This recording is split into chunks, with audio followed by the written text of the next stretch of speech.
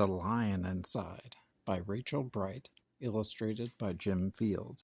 In a dry, dusty place where the sand sparkled gold stood a mighty flat rock, all craggy and old. And under that rock, in a tiny full house, lived the littlest, quietest, meekest brown mouse. He was so very tiny, so incredibly small, that nobody noticed him, ever, at all. "Hello!" "Ow!" He got stepped on and sat on, he missed out on stuff, ignored and forgotten, his mouse life was tough. "Ouch!" Meanwhile, far above, on top of the rock, times were quite different. It was Lion o'clock. This huge toothy creature made sure everyone saw how important he was by how loud he could roar. He was head of the pack. He was shouty and proud. He loved flexing his biceps and wowing the crowd. Yes, all were impressed by this mighty king cat. "If only," thought Mouse, "I could be more like that." Then late one dark night, in his tiny mouse bed, the cleverest thought popped into his head. He leaped up in the darkness and held up a paw. "I've got it," he said. "What I need is a roar. I mean, what if this mouse with the weeniest squeak were a little more grrr and a little less meek? Well, he'd still be the smallest of fuzzy brown mice, but he'd make friends and join in, and life would be nice." "Yes," thought the mouse, "I must find out how. I will learn how to roar, and I will learn it now." But it wouldn't be easy. There was only one beast who could teach him this thing, but might make him a feast.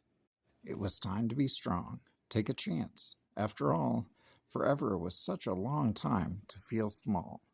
So he made himself brave, and he thought like a winner. He set off for the top, hoping not to be dinner. It felt like the scariest thing he could do. But if you want things to change, you first have to change you. The farther he climbed, the closer he got to the slumbering lion reclining on top. Then at last, as he stood on his tippity toes, he found himself suddenly nose to nose. "Ahem! Gulp! Pardon me! Wake up, Mr. Lion! You've got company! Squeak, Mr. Lion! What I've come to you for is squeak! Do you think you could teach me your roar?" A silence befell that twinkling plain. Lion opened his eyes and puffed out his mane. Time went so slowly, it felt like a week. Then he opened his mouth and let out an eek. The lion curled up in a terrified ball. He didn't like this, not one bit at all. "Don't hurt me," he whimpered.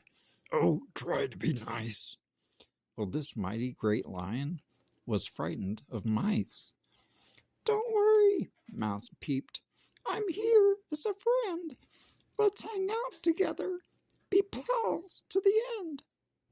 That was a magical moment, for sure, when the mouse didn't feel at all small anymore.